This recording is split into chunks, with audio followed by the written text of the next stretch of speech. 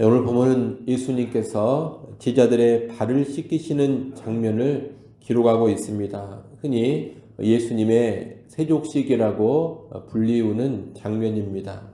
이 세족식은 유월절과 예수님의 죽음을 배경으로 해서 펼쳐지고 있습니다. 이 세족식은 우리의 구원을 위해 유월절 어린 양으로 죽으실 예수님의 사랑과 섬김을 상징적으로 보여주는 것입니다.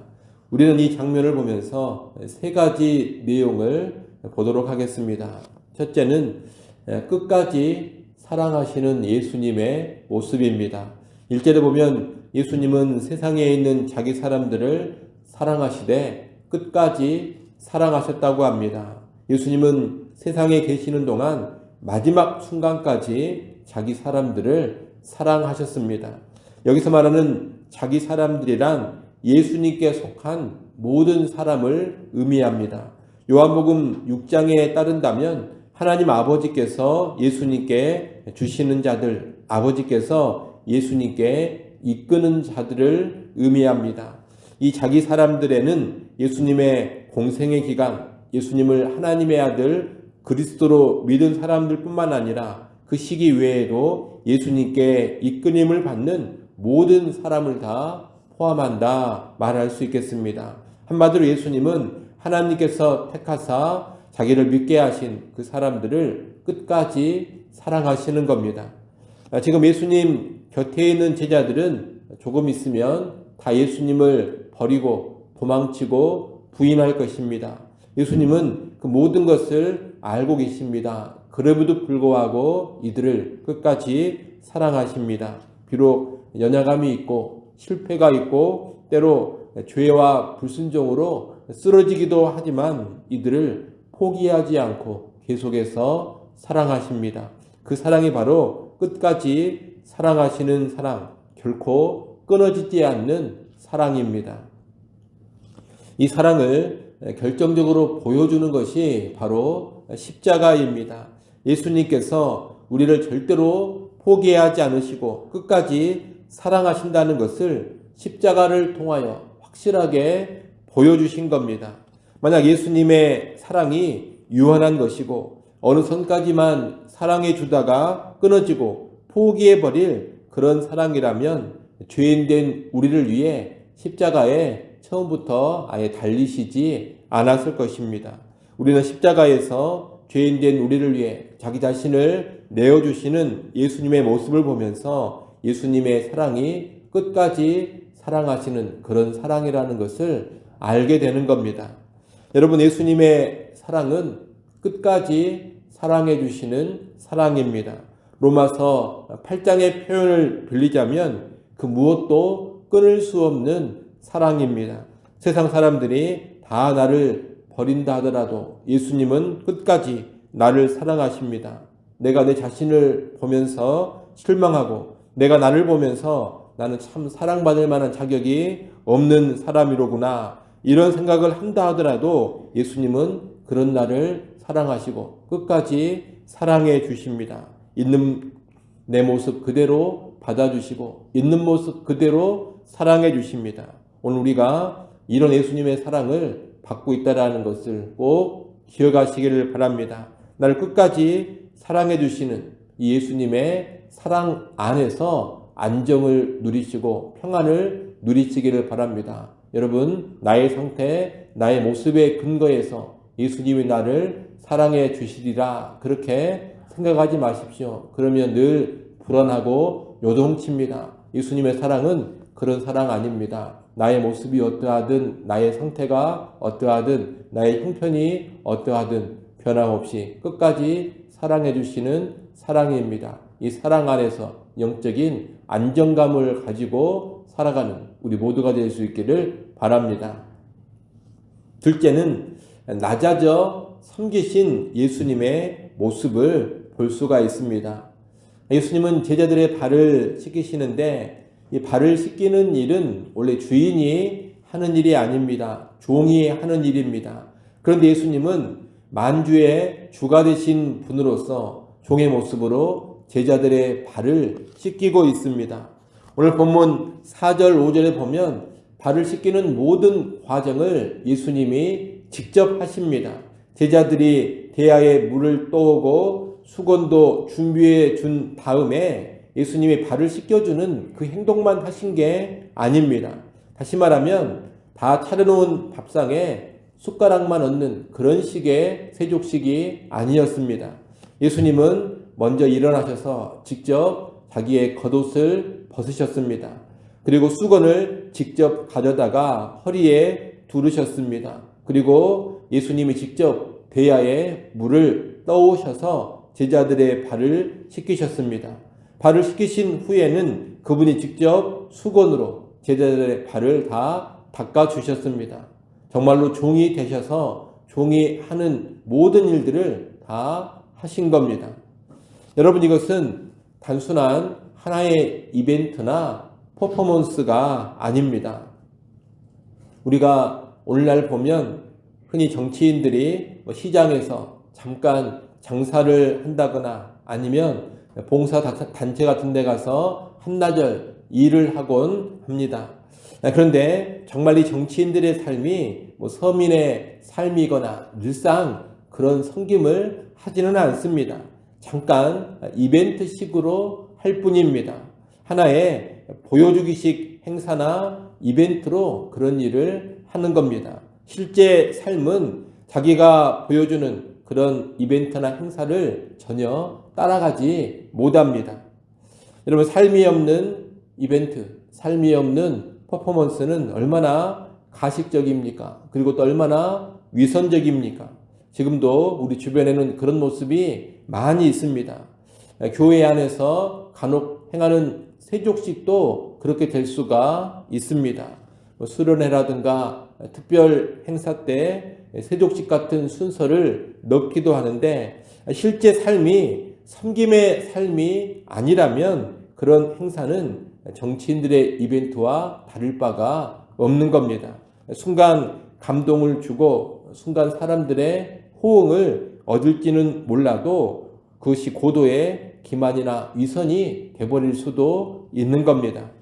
교회에서는 그런 이벤트나 퍼포먼스를 절대로 하면 안 된다. 여러분, 이런 이야기가 아닙니다. 삶이 뒷받침되지 않으면서 그런 것으로 감동이나 주려는 얄팍한 술수를 쓰지 말라는 겁니다. 언제나 실제 삶이 가장 중요한 겁니다. 여러분, 예수님의 세족식은 그런 것이 아닙니다. 이 세족식은 낮아져 섬기시는 예수님의 모습을 상징적으로 보여주는 것에 지나지 않습니다. 실제 예수님의 삶은 이 세족식에서 보여주는 종의 모습보다 훨씬 더 낮아지고 훨씬 더 철저하게 섬겨주시는 그런 종의 삶이었습니다. 그분의 실제 삶이 이 세족식의 모습을 올등히 뛰어넘는다는 겁니다. 예수님은 하늘의 보좌를 부리고 이 땅에 사람이 되어 오셨습니다. 그것도 낮고 천한 그런 신분의 사람이 되어서 오셨습니다. 고난의 삶을 사셨고 십자가에 달려서 물과 피를 다 쏟아주셨습니다. 그 모든 과정이 다 우리를 사랑하시고 종이 되어 우리를 섬겨주기 위해서입니다. 성육신과 이 땅에서의 삶, 그리고 십자가의 죽음, 여러분, 이 모든 모습이 종의 삶이었습니다. 세족식이라는 한 번의 이벤트가 아니라 예수님은 그분의 모든 삶이 바로 종의 삶이었다라는 것을 우리는 알아야 합니다. 그리고 그 성육신과 십자가라는 종된 섬김을 통해서 우리가 씻겨지고 우리가 정결하게 된 겁니다. 여러분, 예수님의 세족식을 통해서 그저 발을 씻기는 종의 모습만 보시면 안 됩니다. 이 세족식이 상징하는 더 근본적인, 더 심오한 종의 섬김을 봐야 합니다. 그것은 성육신과 십자가의 섬김입니다.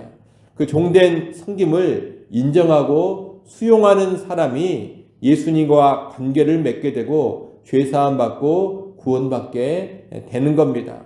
베드로와 예수님과의 대화가 6절부터 쭉 나오게 되는데 8절 하반절에 보게 되면 이 세족식이 있어야 예수님과 진정한 관계를 맺는다. 그렇게 예수님이 말씀하십니다.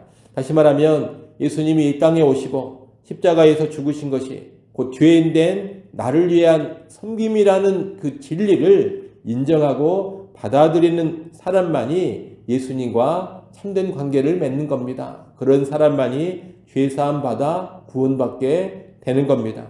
우리는 예수님의 이 성육신과 십자가 죽음이 나를 위한 섬김이라는 것을 잘 알고서 그 사실을, 그 진리를 믿음으로 받아들이기를 원합니다. 그리고 그로 인해서 모든 죄로부터 씻겨지는 복된 은혜를 누릴 수 있기를 바랍니다. 마지막 세 번째로 우리가 볼 것은 놀라운 사랑 가운데서도 나타나는 배신과 무지입니다. 지금 예수님은 끝까지 사랑해 주시는 놀라운 사랑, 그리고 주가 되신 그분이 직접 종이 되어 섬겨주는 그런 사랑을 보여주고 계십니다. 이 사랑은 이제 곧 있게 될 십자가의 죽음을 통해서 더욱더 분명하게 드러날 것입니다. 그런데 이 놀라운 사랑의 사건 가운데서도 제자인 베드로의 무지함이 있습니다. 6절부터 8절에 보면 베드로는 이 세족식의 의미를 제대로 파악하지 못하고 있습니다. 그래서 엉뚱한 소리를 납니다. 물론 무지한 가운데서 충분히 할 수 있는 말입니다만 여하튼 이 베드로는 지금 예수님의 의도, 하나님의 뜻을 전혀 모르고 있습니다. 예수님은 이런 베드로를 향해서 네가 지금은 알지 못하지만 이 후에는 알리라 그렇게 말씀하십니다. 그의 무지함을 이해해 주신다는 말씀입니다만 여하튼 이 베드로를 위시한 예수님의 제자들은 여전히 무지한 가운데 있다라는 것을 보여줍니다. 아울러 가룟 유다는 어떻습니까? 가룟 유다는 이런 상황 가운데서도 예수님을 팔아넘길 생각을 하고 있습니다. 예수님은 지금 함께 있는 유다가 자신을 팔아넘길다라는 것을 알고서 10절의 말씀 너희가 깨끗하나 다는 아니니라 이 말씀을 하십니다. 놀라운 사랑과 섬김이 나타나고 있는 그런 상황에도 어둠의 역사, 예수님을 팔아넘기는 일이 유다의 심령에서 진행되고 있는 겁니다. 여러분 보십시오. 이렇게 가장 위대한 사랑이 나타나고 있고 빛 대신 예수님께서 가장 빛을 환히 비춘 그런 현장에서도 흑암이 있습니다. 배신의 열매가 맺혀지고 있습니다.